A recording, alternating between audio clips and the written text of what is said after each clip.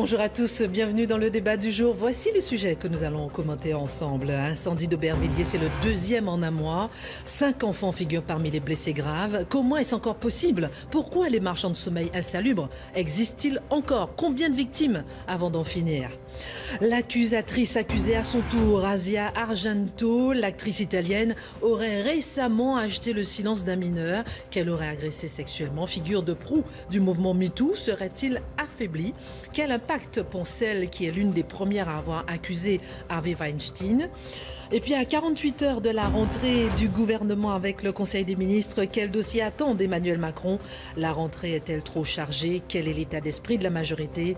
Emmanuel Macron a-t-il réussi ses vacances? Et pendant ce temps, François Hollande, oui, il a réussi ses vacances, il est sur le terrain. L'ancien président est en embuscade, il lâche des petites phrases ambiguës. Des jeunes militants prônent Hollande 2022. Quelles sont ses chances? Est-ce que vous y croyez? Nous débattrons de ces sujets ensemble avec Jérôme Béglé, directeur adjoint de la rédaction Au Point. Bonjour. Bonjour Jérôme. Et Yves Derey, rédacteur en chef au Parisien Week-end. Bonjour. Bonjour. J'allais dire Parisien Magazine. Bonjour. Alors, incendie d'Aubervilliers, c'est le deuxième en un mois. Là, ça devient vraiment choquant. 8 personnes, dont 5 enfants grièvement blessés. Personnellement, pardon, mais je donne mon avis, je suis profondément choquée. 2 en un mois. Malheureusement, les marchands de sommeil, on sait que ça existe. Les quartiers vétustes en banlieue parisienne ou ailleurs, il y en a beaucoup. Et ça se superpose, c'est-à-dire que les marchands de sommeil prospèrent dans des immeubles particulièrement insalubres. Et là où je m'étonne et où même je suis très en colère, c'est que les mairies ont une responsabilité et un devoir. Alors effectivement, ils disent que c'est pas facile parce qu'il faut déloger des gens qui ne sont pas forcément relogeables, c'est-à-dire des gens qui ont des faibles revenus, qui sont âgés. Mais plutôt que d'attendre qu'il y ait régulièrement des incendies qui en plus se propagent facilement d'un immeuble à l'autre ou d'un appartement à l'autre, il est absolument nécessaire de prendre ses responsabilités, de dire que tel ou tel pâté de maison maintenant ne peut plus rester dans l'état dans lequel il est, d'expulser les occupants, propriétaires ou locataires, de démolir ces taudis, parce qu'on les comme ça, et de reconstruire autre chose à côté. Oui. Et c'est là où les préfectures, sous-préfectures et mairies ont le bras qui tremble, parce que c'est vrai que c'est pas facile de reloger 25, 50, 100, 500 personnes ou 50 familles ou 100 familles. Mais il faut absolument le faire parce que ce genre de choses va être de plus en plus courant.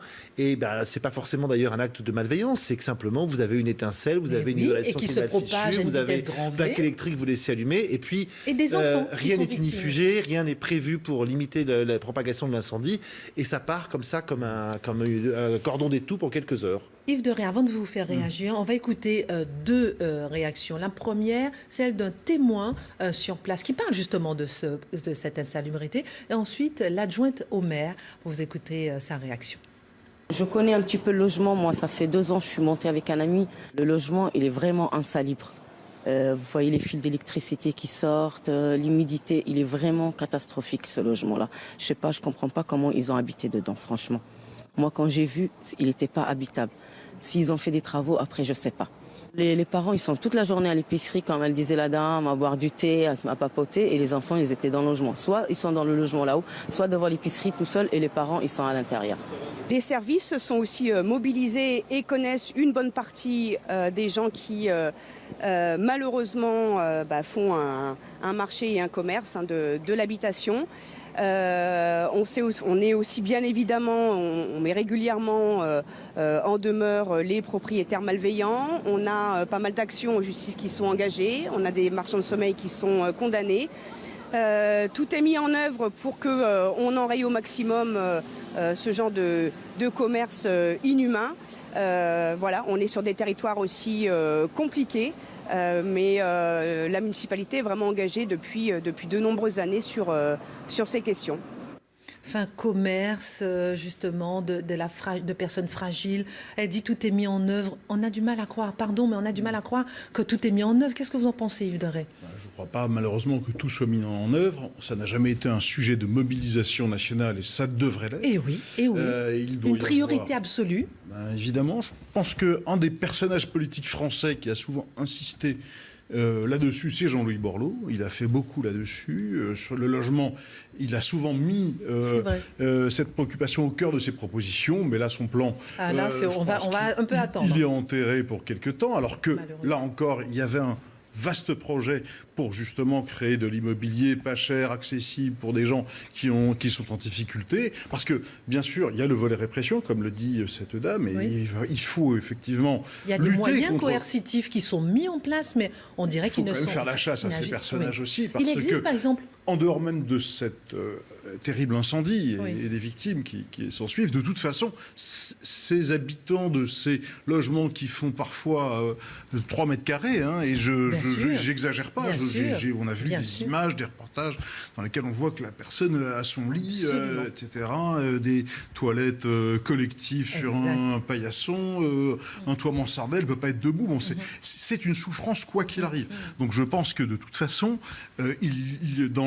s'il doit y avoir un volet social dans le quinquennat Macron, il doit intégrer cette donnée-là parce qu'elle doit être une priorité. Et si cette tragédie permet ma foi, d'éveiller les consciences et de faire que ça devienne une priorité... le problème, c'est que c'est vrai qu'on n'est pas à cette première tragédie. On voit que rien ne bouge pour autant. Qu'est-ce que vous en pensez, Jérôme Begley? J'ai vu qu'il y a une vingtaine de communes près de Lille qui ont installé le permis de louer justement à ces marchands de sommeil. Et si on installe ce permis de louer, est-ce que ça ne peut pas réduire justement ces risques? Alors, de culture, je ne suis pas pour rajouter encore des entraves administratives aux propriétaires ou à tout agent économique en France, que je pense que déjà notre pays souffre de ça. En revanche, je pense qu'il est nécessaire de faire plus souvent des vérifications et qu'il y ait des amendes considérables qui soient infligées aux propriétaires ou aux gens qui louent ce genre de taudis à des personnes qui ne peuvent pas refuser parce qu'elles ne sont pas en état, elles n'ont pas les moyens, ou elles n'ont pas les armes juridiques pour ça. Elles payent, elles n'ont pas les moyens. Et là, c'est là où je dis que les contrôles de l'État, comme les élus locaux, les maires et les mairies, doivent exercer un contrôle infiniment plus drastique que ce qu'ils font aujourd'hui. Autre sujet, l'accusatrice accusée à son tour. Asia Argento, on se souvient d'elle, à Cannes, elle avait fait un discours extraordinaire à propos d'Harvey Weinstein en disant que j'ai été violée ici même à Cannes, vous ne dormirez plus tranquille, enfin voilà. Elle avait 17 ans, lui il avait 37 ans, on a appris qu'elle justement, elle vient de négocier avec un jeune homme avec qui elle a eu une relation sexuelle, a priori une agression sexuelle. C'est fini alors finalement MeToo? Non, c'est pas fini. Il faudrait surtout pas que... C'est de la poudre aux yeux, c'est... Non, il faudrait surtout pas que cet événement-là fasse occulter tout ce qui s'est passé, parce qu'il s'est passé beaucoup de choses. Mais c'est vrai que, il y a une vieille sagesse grivoise qui dit que quand on veut monter au mât, il faut avoir les fesses propres. Donc c'est vrai que pour être leader dans un mouvement comme MeToo, il fallait effectivement ne surtout pas avoir dans son passé récent commis ce type d'acte elle-même. Ça jette le discrédit sur tout le mouvement, ça affaiblit le mouvement. Mais ça fait mal à toutes ces femmes qui ont été agressées, elles et qui n'ont pas agressé, et qui se disent mais on va plus m'écouter maintenant. Et déjà, elles ont du mal à se faire entendre. Il faut faire en sorte que non, mais je crains qu'il y ait un acte 2 aussi dans ce domaine, c'est le procès de Weinstein, parce qu'il a pris l'avocat de Strauss-Kahn, Brafman, qui a obtenu un non-lieu, qui est un très dur, qui n'a aucun scrupule, et donc je ne serais pas surpris non plus qu'on apprenne certaines choses qui discrédite la parole de telle ou telle victime de Weinstein. Donc il faudra s'attendre de toute façon à ce type de secousse. Pour autant, le problème existe, des abus de position dominante, ça existe, les pressions d'hommes puissants sur des femmes qui leur sont subordonnées pour obtenir des faveurs sexuelles, etc., c'est des choses qui existent, qu'il faut dénoncer, et je ne crois pas que cet événement-là doive occulter tout cela. On a l'impression que c'est un effet de balancier, c'est-à-dire qu'on était dans le non-dit total. On passe dans l'accusation justement de tous ces hommes balance ton porc. Et j'ai vu, permettez-moi l'expression, mais j'ai vu sur le net balance ta cochonne. Est-ce qu'il faut passer par cet autre extrême maintenant? Non, tous les extrêmes dans cette affaire comme en d'autres sont... à mon avis, desservent la cause. Mais là, celle qui a profondément et pour longtemps, à mon avis, desservi la cause, c'est Asia Argento. Moi, je suis tombé de ma chaise ce matin quand j'ai vu ça. Mais moi aussi. Les accusations du New York Times sont terribles. Il avait 17 ans, elle en avait 37. En Californie, la majorité sexuelle, c'est 18 ans. Elle lui a demandé qu'il monte dans sa chambre. Elle lui a fait des avances. Encore une fois, c'est le New York Times qui dit ça. En buvant de l'alcool, d'abord. Alors là, où aussi, qu'avait dit Adi Argento? Elle avait dit, mais M. Weinstein abuse de sa position de pouvoir et de son argent pour faire taire les victimes. Là, Adi Argento a abusé de sa position de pouvoir, de son argent, puisqu'il y aurait eu un protocole transactionnel de 380 000 $ pour M. Jimmy Bennett, qui est un jeune acteur et rocker. Et ce qui est intéressant, c'est que c'est maintenant, elle vient de négocier. Au même moment où elle négocie, où son avocat négocie avec la peut-être victime, elle nous sort ce couplet sur tous les réseaux sociaux, dans tous les médias du monde entier et à Cannes. L'hypocrisie a des limites, mais là, on est monté au sommet de l'Empire State Building de l'hypocrisie. Alors, il y a des actrices qui brillent, même lorsqu'elles sont hors des plateaux de tournage et des théâtres. Il y en a d'autres qui feraient mieux de ne pas parler quand elles n'ont pas un texte écrit. Et je pense que Madame Argento, plutôt que d'être la grande passionnariat d'une cause évidemment intéressante, Yves de Rey l'a très bien dit, et évidemment nécessaire, indispensable, Yves de Rey l'a tout à fait dit, elle aurait mieux fait de se taire. Parce que quand on a cette affaire dans laquelle on est mêlé de près ou de loin, on ne prend pas son étendard blanc pour dire vous les femmes, vous les comédiennes, vous les jeunes femmes qui avaient été abusées par des hommes de pouvoir, ralliez-vous à mon panache blanc. Je suis absolument choqué par ça et je pense qu'elle porte un très mauvais coup à MeToo et qu'il faudrait rapidement qu'on lui dénie le droit de parler au nom de cette belle cause. Nous n'allons pas vous permettre de vivre dans l'impunité. Voilà ce qu'elle avait dit justement à Cannes. Retournons-lui le compliment. Nous n'allons pas vous permettre parce que c'est très beau. Non, mais ça fait du mal, vraiment. Alors, évidemment, la loi américaine permet qu'on passe des transactions, des protocoles et que le silence se fasse sur cette affaire. Mais je vous rappelle que c'est à peu près ce que l'avocat de Weinstein va faire avec les victimes du producteur américain. Donc, on ne peut pas avoir deux poids, deux mesures. Ou le silence s'achète pour tout le monde. C'est choquant dans le droit français, dans le droit latin. Ou il ne s'achète pas et à ce moment-là, tout le monde a le droit de parler. Tout à fait. Ne soyons pas non plus totalement naïfs sur ces questions. Il existe deux poids et deux mesures.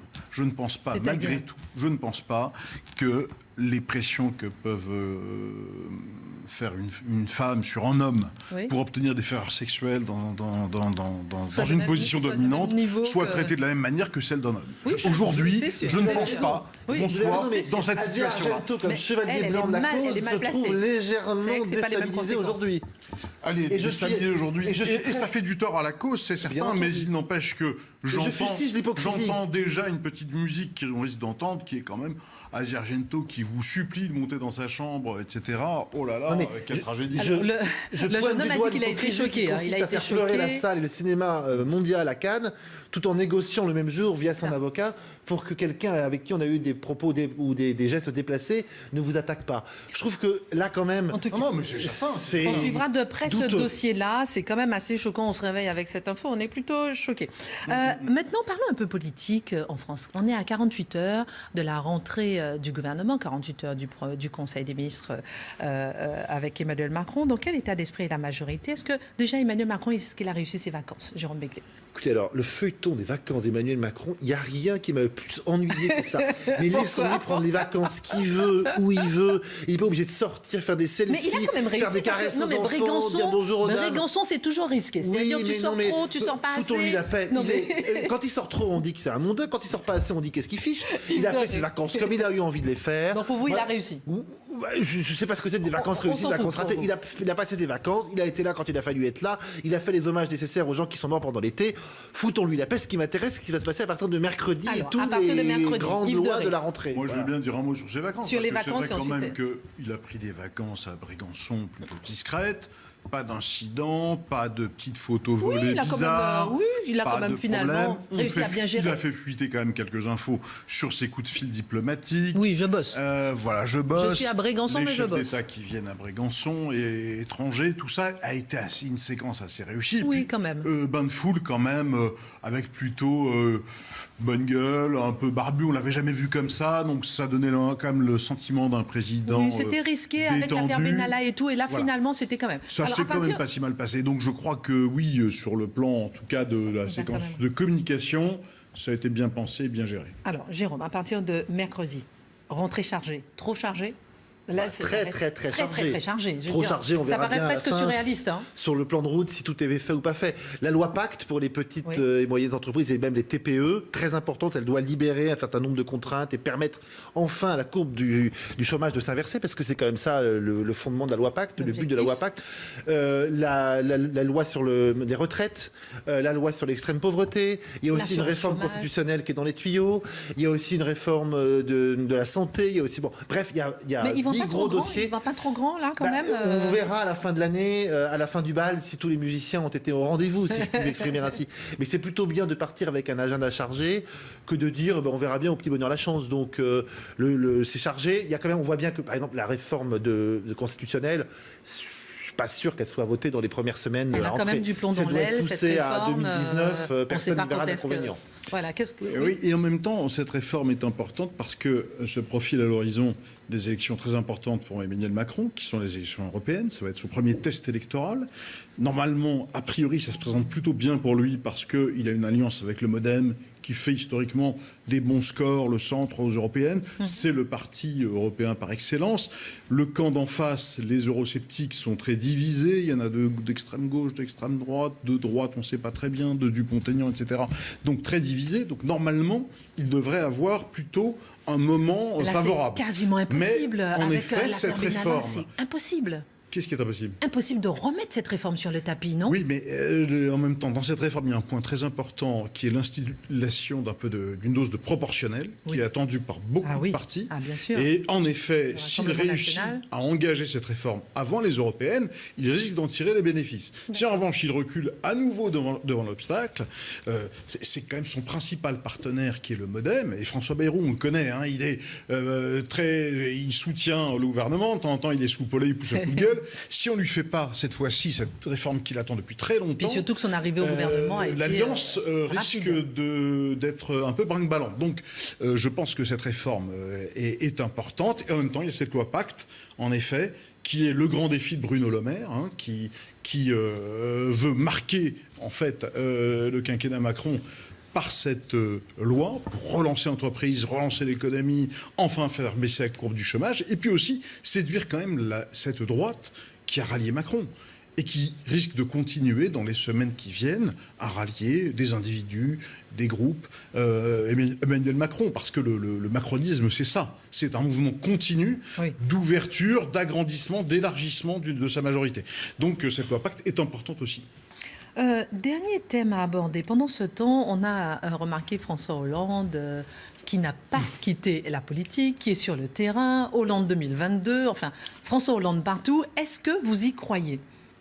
François Hollande non mais attendez quand même, un petit sourire, j'aime bien votre petit sourire. Autrefois, les radios, vous allez tourner des plages, vous savez. Là, François Hollande a fait sa propre tournée des plages. Oui. Le lundi à Deauville, mais il est sorti avant Emmanuel bon. Macron. C'est vrai, c'est incroyable. Il y pense matin, midi et soir, et pas seulement en se rasant. Maintenant, de la coupe aux lèvres, il y a du chemin.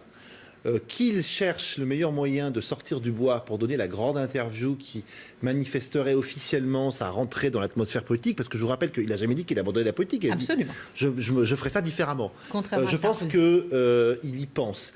Maintenant, pour pouvoir jouer un rôle effectif dans la vie politique et surtout pour être candidat éventuellement dans 4 ans à la présidentielle, il va falloir deux conditions à François Hollande. La première, c'est que son bilan soit rehaussé et compter sur le Parti socialiste et compter sur Emmanuel Macron pour qu'à chaque fois qu'ils pourront dire que le bilan était encore plus mauvais que ce qu'on pense, ils vont le faire. Et deuxièmement, il faut un parti. Et j'ai l'impression que le Parti socialiste, dès qu'il voit approcher François Hollande, ils se mettent en position d'attaque et ils le canardent dès que possible. Et d'ailleurs, François Hollande ne va pas à l'université d'été du parti. Il va à la place à Cherbourg, chez son ancien Premier ministre Cazeneuve, faire un discours peut-être, ou en tout cas une présence un peu visible. Bon. Oui. Donc, si vous voulez, il y pense.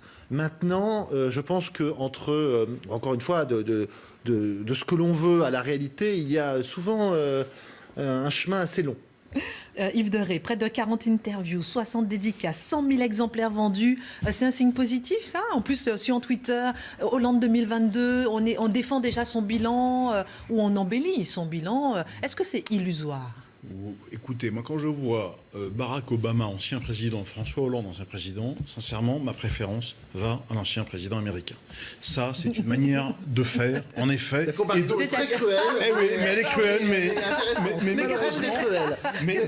Qu'est-ce que vous aimez dans ça? Parce que Barack Obama se fait rare, parce qu'il choisit ses interventions, oui. parce que sa fondation mène une véritable action, sa nouvelle vie. C'est vrai que la fondation de François Hollande, on n'en parle pas. On ne sait pas à quoi elle sert aujourd'hui. Oui. Alors que celle d'Obama, c'est du soutien par le sport au quartier, pour la création de jeunes leaders en banlieue, etc. Donc en fait, Obama, sans faire de politique politicienne, fait envie. Et si un jour il veut revenir, mais il n'aura qu'à faire ça pour revenir. Hollande fait tout le contraire. Il fait exactement, peu ou prou, ce qu'ont fait d'autres avant lui. C'est-à-dire Valéry Giscard d'Estaing, quand on revient très loin, qui s'était présenté à Clermont-Ferrand, qui cherchait une ouverture pour redevenir président. Nicolas Sarkozy, qui a poussé même qui la lui logique avait dit qu'il candidat de la politique. Primaires, exactement, et qui était candidat aux primaires pour être battu au premier tour. Ancien président, c'est en soi une fonction, et déjà, il faut savoir bien le faire. Hollande, pour l'instant, je le trouve assez décevant dans cette fonction. Dernier mot, Jérôme, par rapport à Non, c'est très bien dit. Ce qui est certain, c'est que François Hollande va nous habituer à cette... Il va chercher le trou de souris pendant 4 ans. Peut-être ne trouvera-t-il pas. On sent qu'il est en embuscade. Mais il ne faut pas négliger son pouvoir de nuisance. Son pouvoir de nuisance. C'est-à-dire que... Non, je sais pas. Dès qu'il va trouver une occasion de dire du mal de son successeur, il ne va pas s'en priver. Donc il va avoir un pouvoir de nuisance très fort. Pour l'instant, Macron le gère très bien, c'est-à-dire qu'il ne le calcule pas. Il ne vous aura pas échappé que depuis 15 mois, François Hollande n'a pas mis les pieds à l'Élysée. Il n'a pas été invité. Pour l'instant, Emmanuel Macron le traite comme quantité négligeable. Un jour, les deux hommes se rencontreront pour une explication par médias interposés. Ça m'intéresse, ça. En tout cas, François Hollande, il sait que le destin peut changer très très vite. C'est comme ça qu'il a été élu président la dernière fois. Merci à tous. La suite des infos sur CNews. Ah, ça, on sent que le passé...